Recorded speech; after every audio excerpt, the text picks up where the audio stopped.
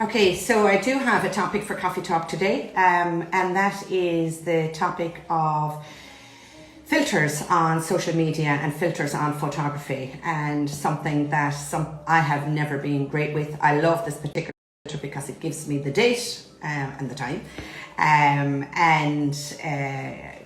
yeah, but that's about as much as I can do where filters are concerned. But I had a day off yesterday and I hopped on this trend of the AI filters, and I had to upload something like 20 photographs, and these are the suggestions that they came up with. Some I adored, some I wasn't so mad about. I wasn't mad about this one, and this one, but it did show about how they can make the changes and I still look like me, an unrealistic me.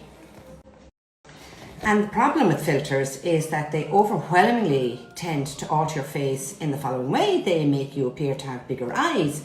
They give you a thinner face. They give you a pointier chin, give you a smaller nose and clear skin.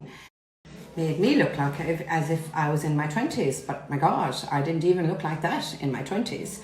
And social media has increased the feelings of dissatisfaction with people's faces and bodies, and research is showing that young adults who frequently use filters on social media, they're comparing their appearances to the perfect images of celebrities and their peers even, and judge them even against their own filtered selfies.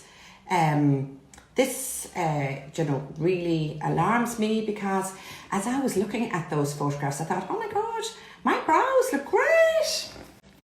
And believe you me, even though I am a microblading artist, my brows don't look that great.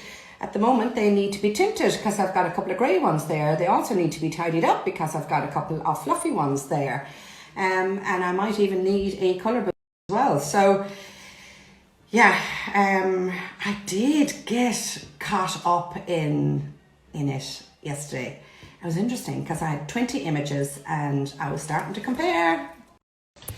So when I started my business, almost be 15 years ago now, I'm doing brows 11 of those years. I'm doing microblading brows a little bit less than that, but I was doing high definition brows for years and years and years. And we were advised, because Facebook and Instagram had just come on the scene at the time, to use filters to connect on social media and to make our work look attractive on photographs. Now, I wasn't able to use photographs and I actually started to doubt my work. So I even got caught up on the whole filter thing. And in the end, I ended up having to over-explain why you're not going to look like that straight after treatment. There'll be redness above and below the eyebrow from all the wiping. There'll be swelling by 10% or 20% from the treatment. They're going to look very dark initially.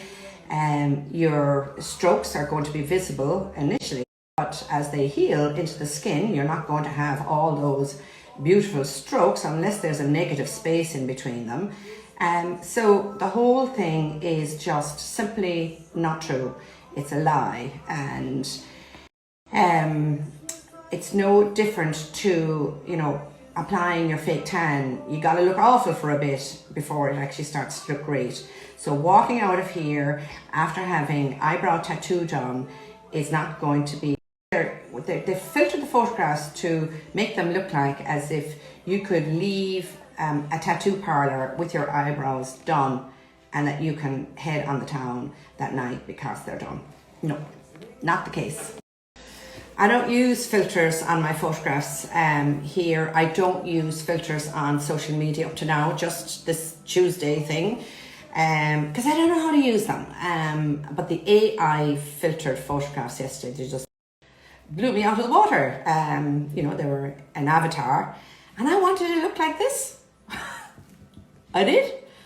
And I'm nearly 60. I did. I wanted to look like that. I mean, really? How is that even possible? I'm almost 60, for God's sake. Even I could wished that I could turn back time. As I say, I didn't even look like that when I was in my 20s. Anyway, sadly, these filters are some people's reality, and how can we possibly compete with this? All those filters that you see on Instagram, they merge images with reality, and they create a new augmented, part fictional and part fact. And I actually did a Google on this, and there was a survey which found that the AI filters increased the gap between how people wanted to look and how they felt that they actually looked. And it reduced their self-compassion and tolerance for their own physical flaws. So I don't look like this. It's unlikely I will ever look like this. I never looked like this. And no amount of eyebrows or Bellatero Revive or any facial fillers will make you look like this. Full stop. All right. Have a great day, everybody.